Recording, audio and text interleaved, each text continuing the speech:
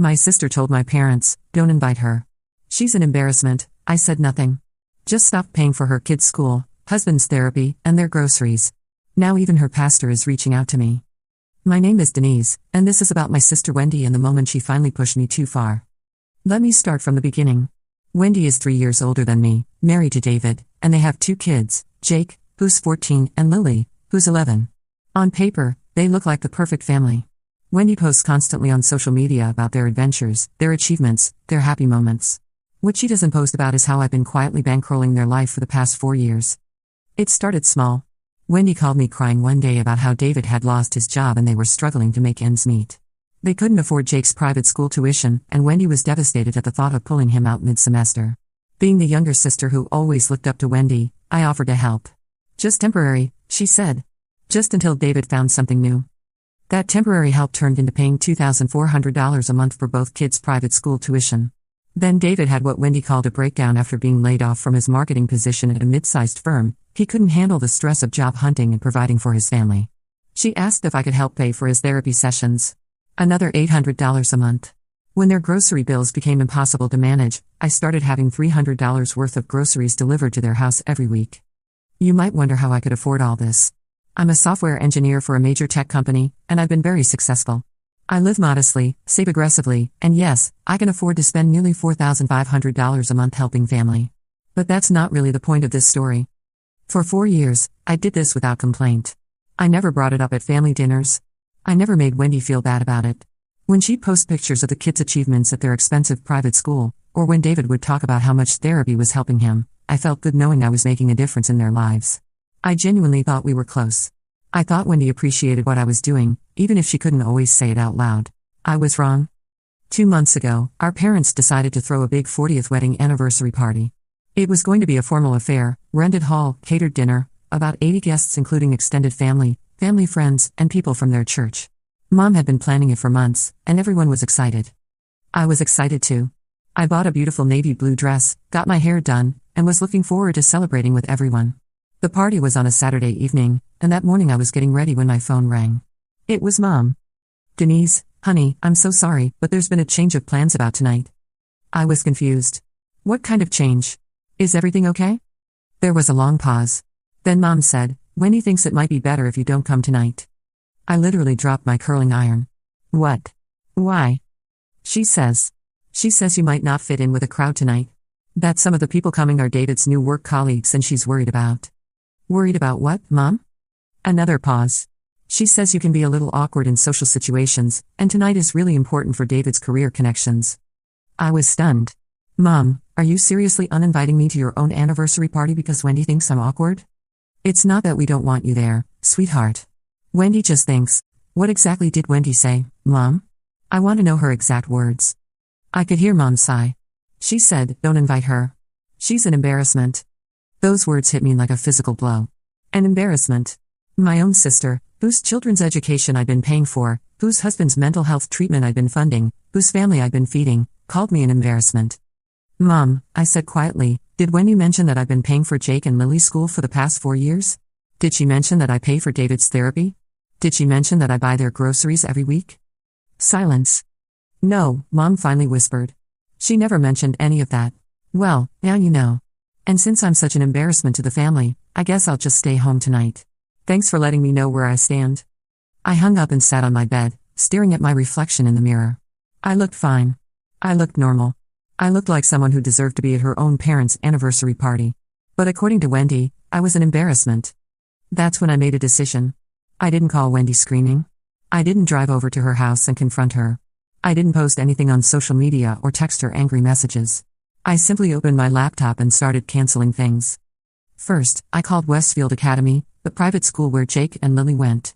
I explained that I would no longer be covering their tuition payments and that the arrangement would end at the close of the current semester. The registrar was very understanding and said they'd send the billing information to David and Wendy going forward. I arranged to pay the tuition in semester installments, which is how most families handled it anyway. Next, I called Dr. Martinez, David's therapist. I explained that I would no longer be covering the sessions and that David would need to handle payment himself starting immediately. Dr. Martinez seemed surprised but said he'd discuss payment options with David at their next appointment. Finally, I canceled the weekly grocery delivery service. Just stopped it. No notice, no explanation to Wendy. I figured if I was such an embarrassment, they probably didn't want my embarrassing money either. Then I did something I'd never done before. I went out and spent money on myself. I drove to the mall and bought 3 new outfits. I booked a weekend spa retreat. I made a reservation at the fanciest restaurant in town and took myself out for a solo dinner that cost more than I usually spent on food in a week. If I couldn't celebrate my parents' anniversary, I'd celebrate my newfound freedom from being taken advantage of. The first call came on Monday. It was Wendy. Denise, I just got a call from Jake's school saying there's an issue with tuition payment. They said you're not paying anymore? There must be some mistake. No mistake, I said calmly. I'm not paying anymore. What do you mean you're not paying anymore? You can't just stop without telling us. I can, actually. And I did. Just like you stopped inviting me to family events without telling me why. There was a pause. Denise, about the party. I can explain. I'm sure you can. But I'm not interested in hearing it. You made your feelings about me very clear. I'm just responding accordingly. You can't punish my children because you're mad at me. I'm not punishing anyone. I'm simply stopping doing something I was never obligated to do in the first place. You'll figure it out. I hung up. The next call came Tuesday morning. David? Denise, Dr. Martinez says you're not covering my sessions anymore. What's going on? You know how important therapy is for me right now. I do know how important it is, I replied. That's why I paid for it for 4 years. But Wendy made it clear that I'm an embarrassment to the family, so I figured you probably don't want my embarrassing money. Wendy said what? Denise, I don't know what happened between you two, but my mental health shouldn't be caught in the middle. You're absolutely right, David. Your mental health is your responsibility. Just like it should have been for the past 4 years. Wednesday brought a call from Mom. Denise, Wendy told me what you did. You can't just cut off support for those children. Why not, Mom? You didn't seem to think cutting me off from family events was a problem. That's different, and you know it. Is it? Wendy made a choice. She decided I was too embarrassing to be around her husband's work friends. I made a choice too. I decided I'm too embarrassed to keep paying for her family's expenses. This is childish, Denise. Maybe. But it's my money and my choice. By Thursday, I was getting texts from Wendy multiple times a day. They started angry, then moved to pleading, then back to angry. I didn't respond to any of them. Friday evening, my doorbell rang. I looked through the peephole and saw Jake, Wendy's 14-year-old son. I opened the door. Aunt Denise? Can I talk to you? My heart broke a little. Jake was a good kid, and none of this was his fault. Of course, buddy. Come in. Mom says I might have to change schools because you're not helping with tuition anymore. She says you're mad at her about something. I sat down next to him on my couch. Jake, did you know I was paying for your school? He looked surprised. You were? Mom always said Dad's job and some savings covered it. I've been paying your tuition for 4 years, buddy. Yours and Lily's. I also pay for your dad's doctor appointments and buy your groceries every week. Jake's eyes went wide. Seriously? Why didn't anyone tell me? That's a good question. Why don't you ask your mom? Are you really not going to help anymore? I looked at this kid I'd been supporting for years, who had no idea I existed in his financial life until now. Jake, your mom said something very hurtful about me. She told your grandparents not to invite me to their anniversary party because she said I was an embarrassment. Jake looked shocked. She said that? That's really mean, Aunt Denise. You're not embarrassing. Thank you, buddy. But when someone tells you they're embarrassed by you, it makes you not want to help them anymore. That makes sense, Jake said quietly. I'm sorry she said that. It's not your fault, Jake. But I'm not going to keep paying for things while being treated like I don't matter. After Jake left, I felt terrible but also resolved. I wasn't going to let Wendy's treatment of me continue just because there were innocent kids involved. She created this situation, not me. The weekend was quiet, but I wasn't idle. I decided it was time to do some investigating of my own. I'd been so focused on helping Wendy's family that I'd never really looked closely at their actual financial situation. If I was going to be accused of being an embarrassment while funding their lifestyle, I wanted to understand exactly what that lifestyle entailed. I started with social media. Wendy's Facebook and Instagram were public, and as I scrolled through 4 years of posts, a picture emerged that made my stomach turn. There were photos from expensive restaurants I'd never been invited to. Pictures from weekend trips to wine country that I'd apparently been too embarrassing to join. Videos from Jake's expensive lacrosse camp that summer, camp fees I'd indirectly paid for through the grocery money that freed up their budget for extras. Then there was David's LinkedIn profile, where he'd been posting about providing for his family and building a successful future for months. In one post from just 3 weeks ago, he'd written about the importance of financial independence and not relying on others. The hypocrisy was breathtaking. But the real kicker was Wendy's mommy blog. Yes, she had a mommy blog that I'd somehow never known about. It was called Thriving on Purpose and had been running for 3 years, almost as long as I'd been supporting them. As I read through her posts, I found articles titled How We Afford Private School on a Single Income and Budget-Friendly Family Meals That Don't Break the Bank and Teaching Kids Financial Responsibility. In the private school post, Wendy wrote about sacrifices they'd made and creative budgeting strategies that allowed them to prioritize their children's education. She mentioned David's careful financial planning and their disciplined approach to spending.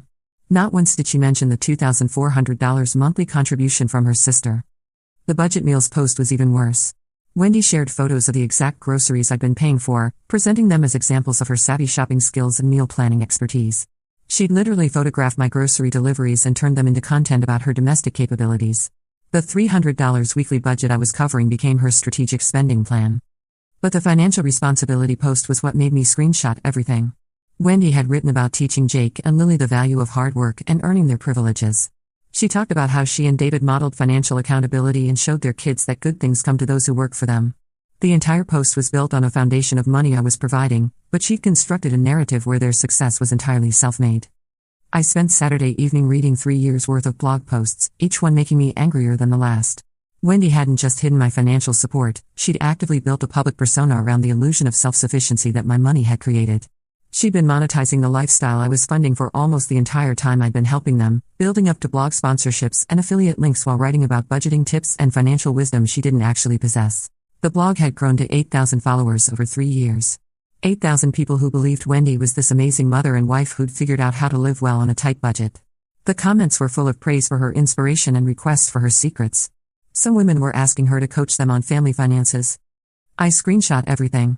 Every post, every comment, every piece of evidence that showed how Wendy had been exploiting my generosity to build her own brand. I didn't plan to use the screenshots maliciously, but I wanted documentation of just how deep this deception went.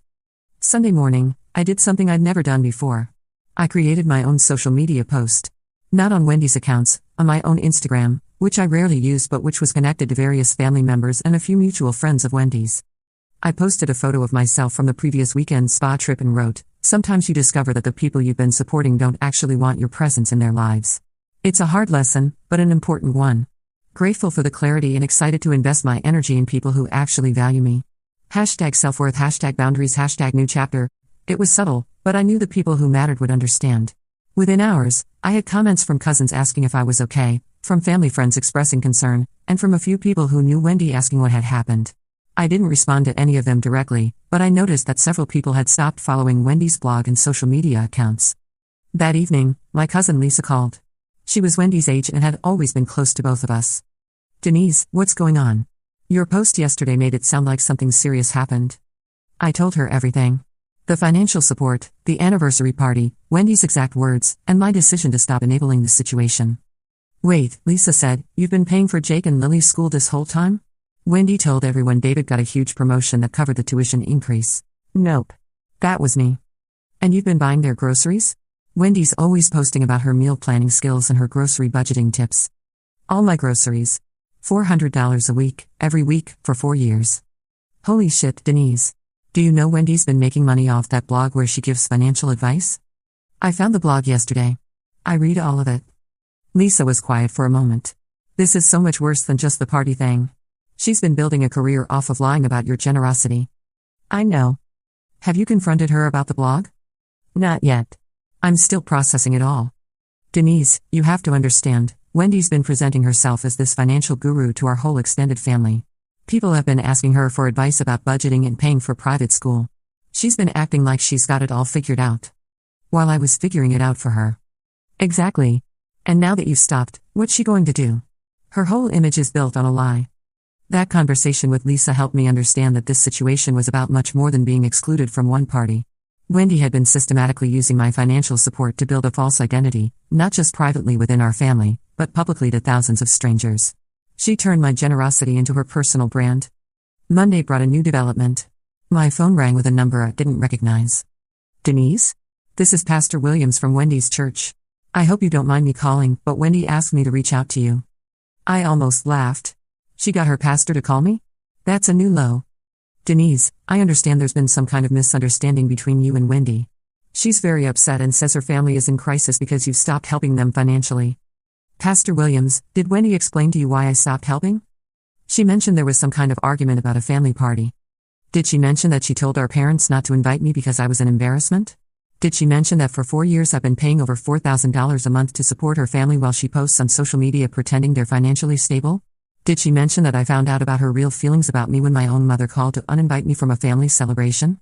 There was a long silence. She didn't provide those details. I'm sure she didn't.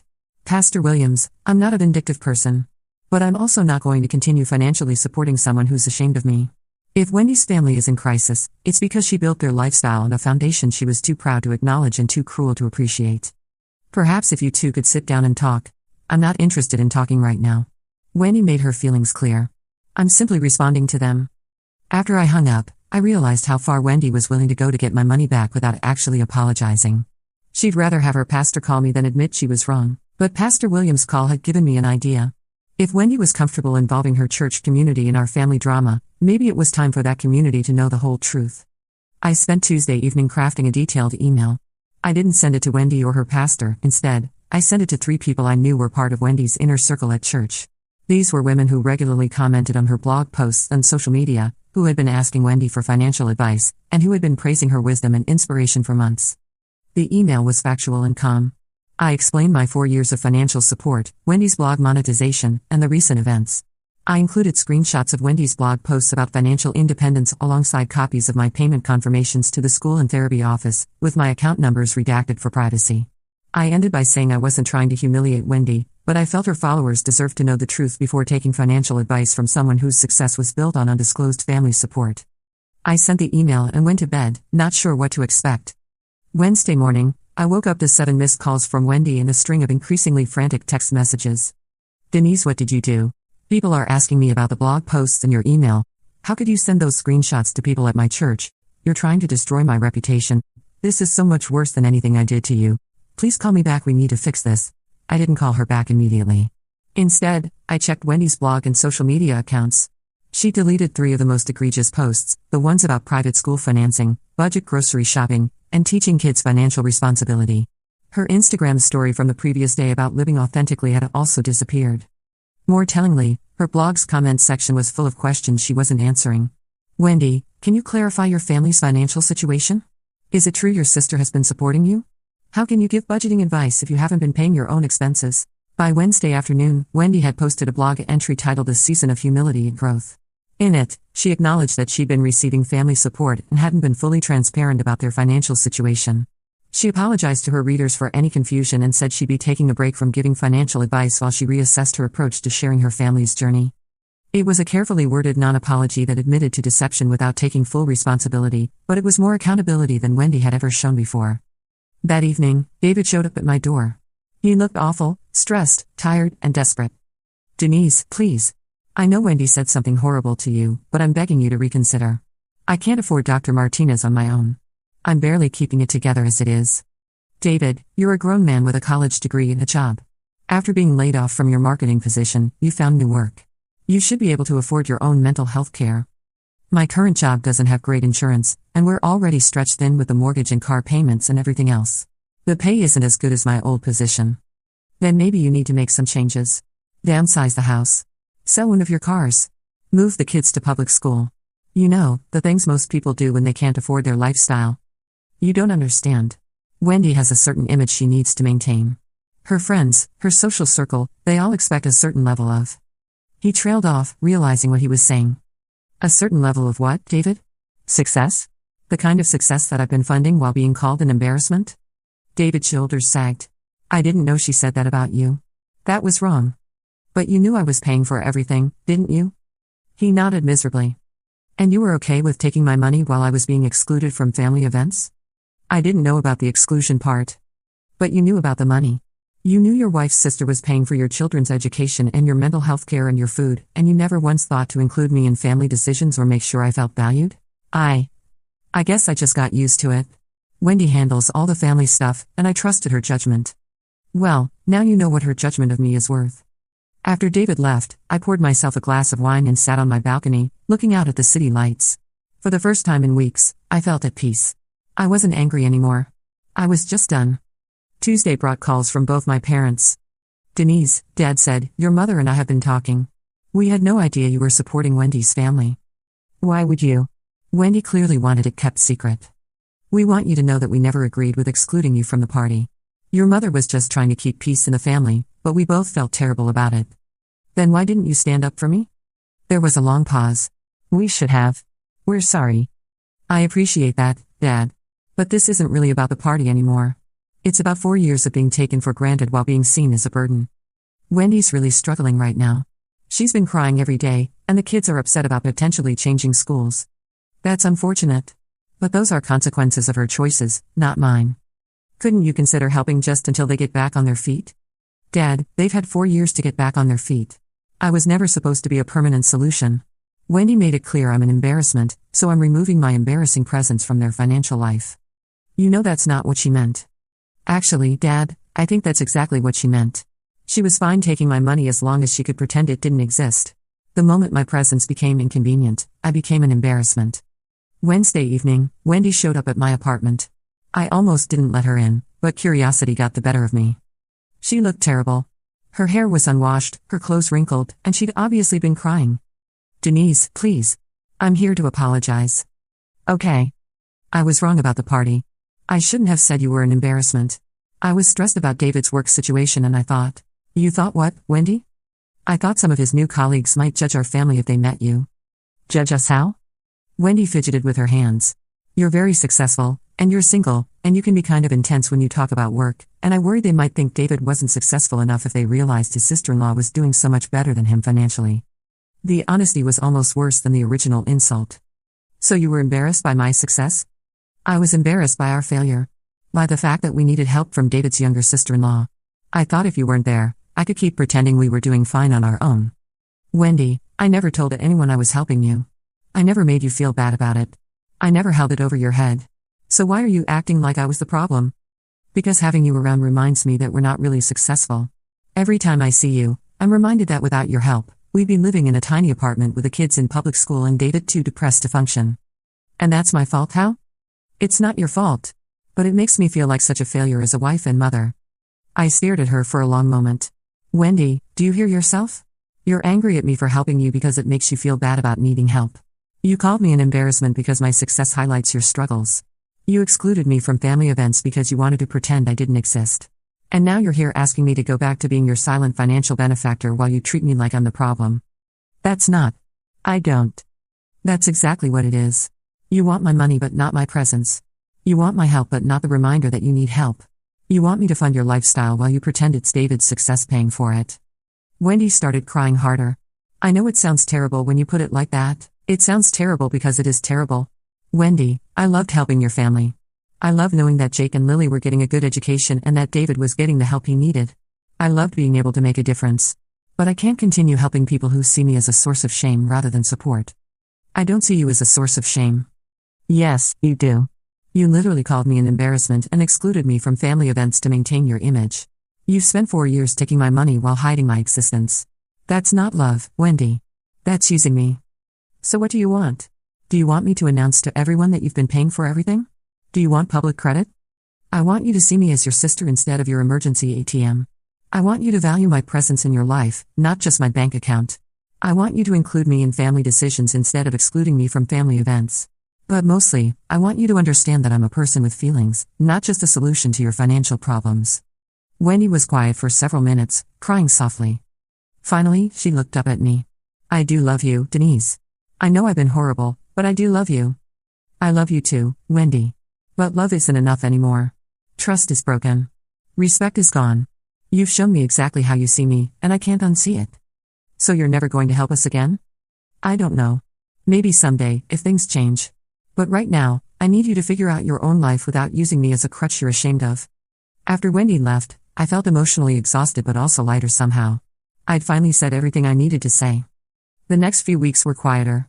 I got occasional texts from family members trying to play mediator, but I politely declined their intervention attempts. I heard through my parents that Wendy and David had met with Jake and Lily's school about payment plans. David had found a sliding scale therapy option through a community health center. They'd started shopping at budget grocery stores and using coupons. Part of me felt guilty watching them struggle. But a larger part of me felt like they were finally dealing with reality instead of living in the fantasy my money had created. A month later, Jake called me. "Aunt Denise? I wanted to tell you something." "What's up, buddy?" "Mom and Dad sat me and Lily down and explained everything. About how you were helping us, and about what Mom said, and about why you stopped. How did you feel about that?" "Honestly? I was kind of mad at Mom at first. What she said about you was really mean. But then I realized something." "What's that?" "We were living a lie, kind of. I thought Dad was this successful guy who could afford our fancy school and everything, but really we were just surviving because of you. And that's not really fair to you, and it's not fair to us either, because we weren't learning to be responsible for our own lives." I was surprised by how mature he sounded. "We're transferring to public school next semester," Jake continued. "And you know what? I'm actually excited about it. The school we're going to has a really good robotics program, and I've met some of the kids already. They seem cool." "I'm glad you're looking at it positively, Jake. I also wanted to say I'm sorry. I'm sorry Mom said those things about you, and I'm sorry we took your help without ever really thanking you for it.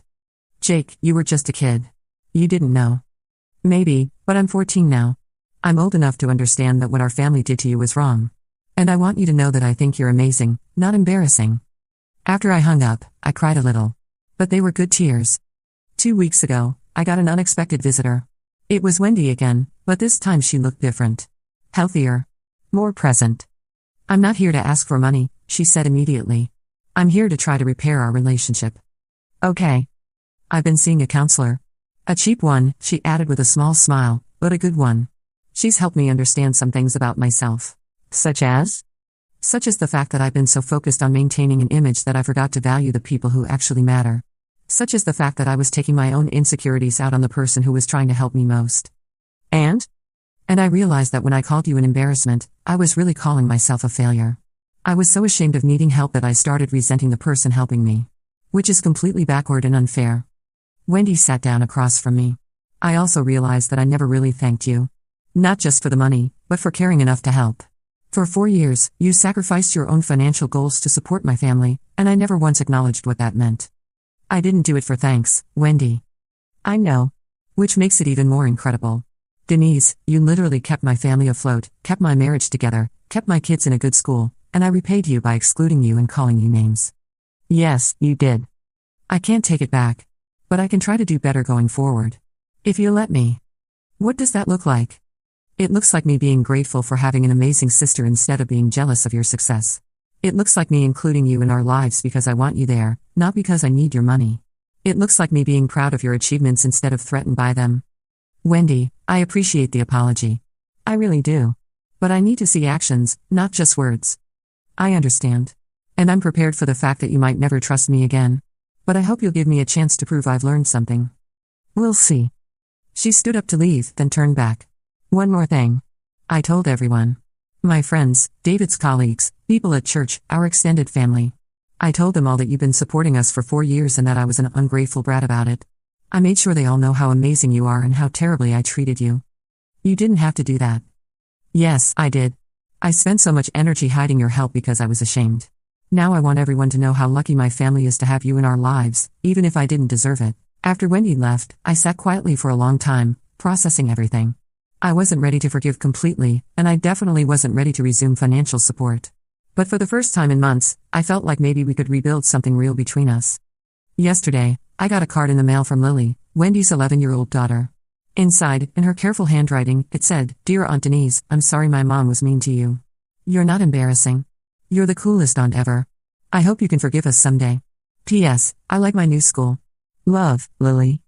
I'm still not sure what the future holds for Wendy and me. Trust, once broken, isn't easily repaired. But I'm no longer angry, and that feels like progress. As for Wendy's family, they seem to be adjusting to their new reality. David eventually found a better-paying marketing position with a company that offers good insurance benefits. The kids are thriving in public school. Wendy got a part-time job at a local nonprofit and seems more confident than she's been in years. They're living within their means for the first time in half a decade, and honestly, they seem happier for it. And me? I'm doing great. I've been using the money I was spending on Wendy's family to fund my own dreams. I'm taking art classes, traveling more, and I even started dating someone I met at a hiking group. Turns out, when you're not being called an embarrassment by your own family, you feel a lot more confident putting yourself out there. I learned something important through all of this: enabling people doesn't help them grow, and accepting mistreatment doesn't preserve relationships. Sometimes the kindest thing you can do is force people to face the consequences of their choices. Wendy called me an embarrassment and excluded me from family events while I was funding her lifestyle. I said nothing in the moment, but I let my actions speak for me. I stopped being her silent benefactor and started being her honest sister. It was painful for everyone involved, but it was also necessary. I don't regret helping Wendy's family when they needed it. But I also don't regret stopping when they stopped valuing me as a person. Sometimes love means saying no, even when, especially when, it's hard. And honestly, I'm no longer embarrassed by who I am. I'm successful, generous, loyal, and strong. If Wendy couldn't see that, it was her loss, not mine. The fact that even her pastor reached out to me just proves how desperate she became when she realized what she'd thrown away. But desperation isn't the same as appreciation, and I'm not interested in being anyone's last resort. I'm hopeful that Wendy and I can rebuild our relationship on a foundation of mutual respect rather than financial dependency. But if we can't, I'll be okay.